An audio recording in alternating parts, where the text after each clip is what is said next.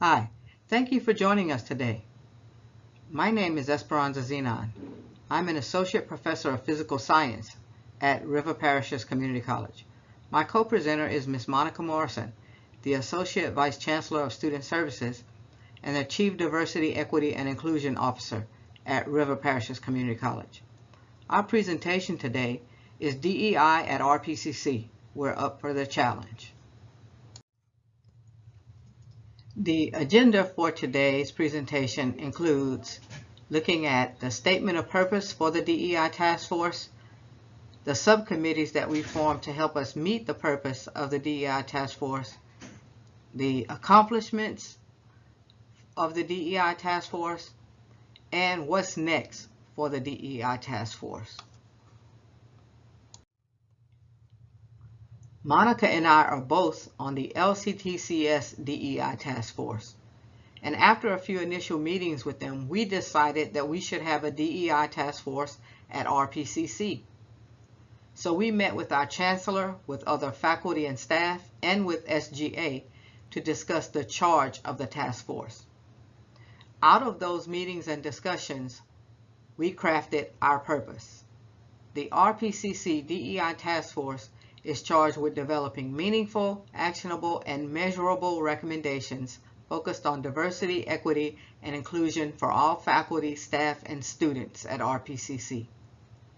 We've also included our action, those things that we want to do to meet our purpose. Next up, Ms. Monica Morrison will discuss with you the subcommittee call to action and the accomplishments for the task force. Thank you, Dr. Zenon.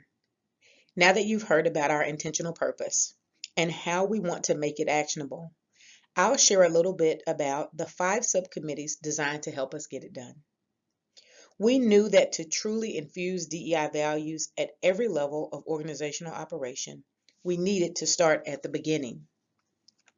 Doing so would serve as a reminder of our institutional priority and the expectation of individual accountability. With that in mind, the Hiring and Onboarding Committee was tasked with evaluating opportunities for improvement in our hiring and new employee processes and practices. Beyond onboarding, we also recognized that more targeted focus on selection criteria and interview processes and even job posting verbiage was needed. The earliest task this committee completed was to survey current faculty and staff regarding what they wish they'd known or what would have eased their new employee transition.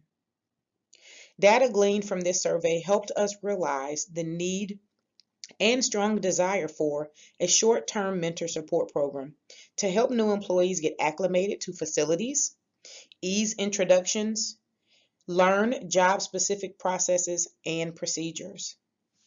You'll hear a bit more about the committee's recommendation on this in our What's Next.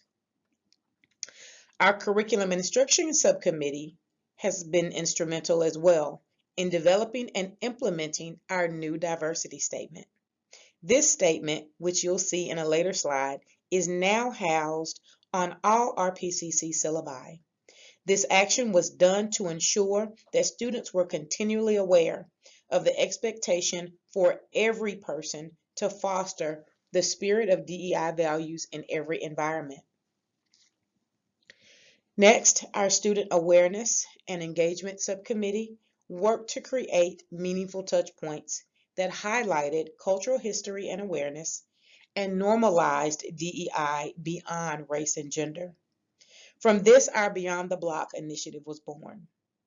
Our goal was not to limit cultural and social awareness to predefined dates on a calendar, but to make it part of an everyday experience and opportunity to learn. Our Faculty and Staff Training and Development Subcommittee continues to work on assessing ways to provide and measure faculty and staff readiness to model DEI values in the workplace.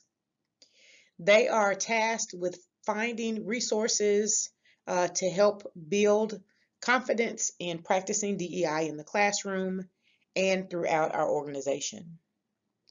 Some recommendations of this committee have included consideration of training completion during performance evaluations to ensure ongoing participation. This subcommittee's earliest success was advocating for institutional-wide DEI training during convocation. So for the first time in RPCC history, DEI training conducted by Dr. Joan Davis was mandated for all RPCC employees. And lastly, our Community and Alumni Engagement Subcommittee sought to focus on our external DEI efforts, engaging our community partners in a way that reinforced our internal priorities. This committee is currently working to frame an alumni program that will showcase the success of RPCC graduates across a broad demographic profile. Now, let's take a look at where we are today. So we've learned a lot so far, but this slide showcases the accomplishments of the RPCC DE&I Action Committee so far. As you can see, our Action Committee was approved as a standing committee in February of this year, and then the subcommittees that we just talked about a while ago were also established. In addition, some job title changes were made, and new job responsibilities that had a targeted focus on DE&I values were created. My role as Chief DEI Officer was created to ensure that we prioritize DE&I at the executive leadership level to really help drive meaningful and intentional change in the organization. Additionally, we saw the opportunity to make some title changes, what we considered low-hanging fruit, to better align ourselves and our facilities with these DEI values. And so you see that in the change from ADA Coordinator to Coordinator of Accessibility Services. I also mentioned our diversity statement, which again, you'll see coming up in just a couple more slides here, that's been added to all of our course syllabi. Next, we completed our HEADS Campus Climate Survey. And this survey, like many other institutions across the system, just helped us know what we were doing internally. You know, how were we treating our family? This was our internal diagnostic to find out where we were doing well and where some areas of improvement lie. We found that we were very positive with the results of this survey, but there were some areas that we needed to focus on. And so we began to look for the resources and training that help us do just that. You heard about our Beyond the Block cultural awareness events, and we were able to launch those with Dr. Jay Durant, who shared his journey at LSU in a 3-part series. And you also heard me mention the first ever mandatory DEI training that happened organizational wide, was conducted by Dr. Joan Davis this year. In addition to that training, the executive leadership team had a leadership specific training with Dr. Davis prior to convocation, because we recognize that we must model those behaviors and drive that change from a personal standpoint. And so we wanted to make sure that leadership was equipped with the training and knowledge and confidence they needed to move this initiative forward at RPCC. The micro-learning things that you see there, what we did is we decided to take our internal monitors as kind of a walk-by digital classroom. And so we began to display cultural and historical facts, DEI definitions and verbiage, and even pictorial images to keep DEI on the forefront of the students' minds and keep it sitting there in their subconscious every day with quick learning opportunities for them to get a better understanding when they hear the terminology, and they know better how to assimilate various information about DE&I and how to make it useful in their day-to-day living. And we look for things that really resonate with the students. And then lastly, I mentioned to you the onboarding survey that we completed to find out where current employees felt like we could improve on our processes to make the transition of new employees much easier. So we're very proud of the accomplishments that we've done so far, but we've got much, much more on the horizon. And Dr. Zenon is going to talk a little bit about that more. So Monica shared with you information on our subcommittees and the great accomplishments that we've had so far. But there are some things that we still have yet to do, and that's what I'll talk about here. What's next for the DEI task force at River Parishes? So we do want to have a budget line item specifically designated to help us with the work of the DEI task force. We want to have our own web page. We want to come up with training that can be utilized during onboarding new faculty and staff.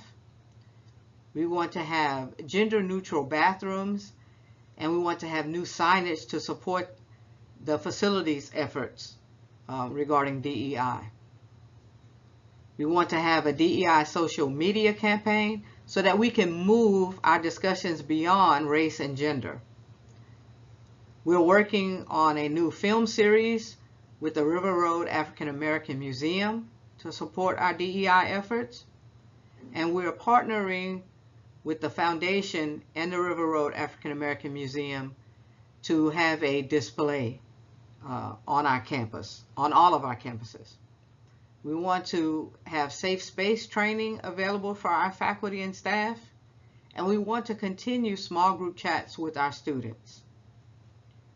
In addition, we want to continue our professional development, our ongoing micro-learning opportunities, and we want to establish a BES team, Belonging Engagement Specialists, that will support new employees through a mentoring program.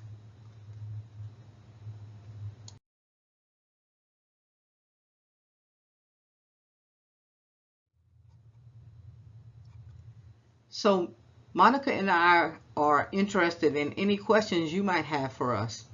You have our contact information if you want to reach out to us individually, and we're available to take some of your questions in the Q&A via the chat forum.